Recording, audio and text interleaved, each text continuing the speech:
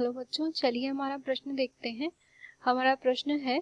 सगर्भता होने पर स्त्री में मासिक धर्म क्यों नहीं होता। अगर इस प्रश्न की हम यहाँ पर बात करें तो सबसे पहले हम यहाँ पर देखते हैं इस प्रश्न की मुख्य अवधारणा को। तो इस प्रश्न की मुख्य अवधारणा के अंतर्गत हम यहाँ पर कह सकते हैं कि सामान्य रूप से यहाँ पर जो स्तनधारियों में स्त्रियां होती हैं, यानी कि हम यहाँ पर कह सकते हैं कि सामान्य रूप से यहाँ पर जो स्तनधारी होते हैं तो स्तनधारियों में एक विशिष्टीकृत यहाँ पर जो है गुण पाया जाता है। इसके अतिरिक्त हम यहाँ पर कह सकते हैं कि सामान्य रूप से इनके अंतर्गत यहाँ पर कुछ जीवों में जो है एक गुण पाया जाता है जिसे हम यहाँ पर मासिक धर्म के नाम से जानते हैं। अब अगर मासिक धर्म की हम यहाँ पर बात करें तो इसके अंतर्गत सामान्य रूप से हम यहाँ पर कह सकते हैं कि रक्त का प्रवाह संपन्न होता है। और ये जो रक्त का प्रवाह होता है इसकी यहाँ पर जो है कुछ दिन यहाँ पर तय होते हैं। तो ये जो दिन होते हैं यानी कि यहाँ पर हम कह सकते हैं कि कुछ समय यहाँ पर निर्धारित होता है। इस समय के लिए यहाँ पर जो है शरीर से रक्त का प्रवाह संपन्न होता है और ये जननांगों के द्वारा संपन्न किया जाता है। अब अगर हम यहाँ पर बात करें मानव की, तो मानव के अंतर्गत हम यहाँ पर कर सकते हैं कि जो मानव मादा होती है उनके अंतर्गत यहाँ पर एक क्रिया संपन्न होती है मासिक धर्म, जो कि सामान्य रूप से यहाँ पर जो है 7 दिन की प्रक्रिया होती है। तो हम यहाँ पर कह सकते हैं कि ये मासिक धर्म की जो क्रिया होती है वो 5 से 7 दिन की यहाँ पर प्रक्रिया होती है और ये प्रति माह यहाँ पर जो है संपन्न होती है। इस क्रिया के अंतर्गत हम यहाँ पर कह सकते हैं कि मानव मादा जो होती है इनके अंतर्गत यहाँ पर जो अंडाशय पाए जाते हैं तो अंडाशय से यहाँ पर जो है प्रति माह यहाँ पर एक मुक्त किया जाता है अंडाणु।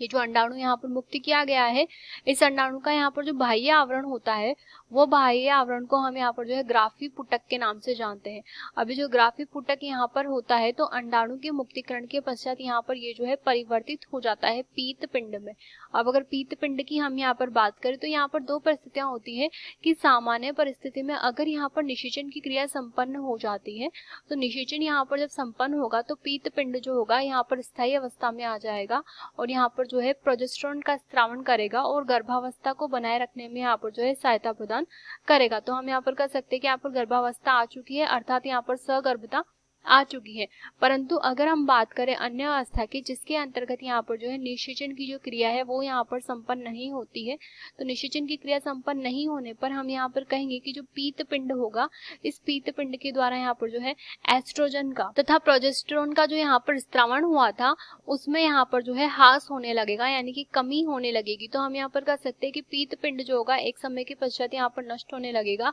और यहाँ पर इसमें जो है हार्मोन की जब कमी होने लगेगी तो हार्मोन की कमी होने की वजह से हम यहाँ पर कहेंगे कि जो निरूपण के लिए यहाँ पर जो है गर्भाशय के अंतर्गत यहाँ पर जो है अंतःभित्ति का निर्माण हुआ था, निरूपण के लिए यहाँ पर जो अंतःभित्ति का निर्माण हुआ था ताकि वहाँ पर भ्रूण का निरूपण हो सके, तो अंतःभित्ति जो है उसका यहाँ पर जो है टूटना प्रारंभ हो जाता है। तो अंतःभित्ति यहाँ पर टूटने लगती है और टूटने की वजह से हम यहाँ पर कह सकते हैं कि रक्त का प्रवाह प्रारंभ हो जाता है और ये जो रक्त का प्रवाह या रक्त का स्त्राव यहाँ पर प्रारंभ होता है इससे हम यहाँ पर मासिक धर्म के नाम से जानते हैं। तो सगर्भता के दौरान हम यहाँ पर कहेंगे कि पीत पिंड की उपस्थिति की वजह से यहाँ पर जो है हार्मोन संतुलन बना रहता है, वो गर्भावस्था बनी रहती है। परंतु सगर्भता नहीं होने पर यहाँ पर हार्मोन की कमी होने के कारण निरूपण का जो अंतःभित्ति निर्मित होती है वो टूटना प्रारंभ होती है और रक्त का स्त्राव प्रारंभ हो जाता है। आशा करते हैं प्रश्न आपको समझ आया होगा। धन्यवाद।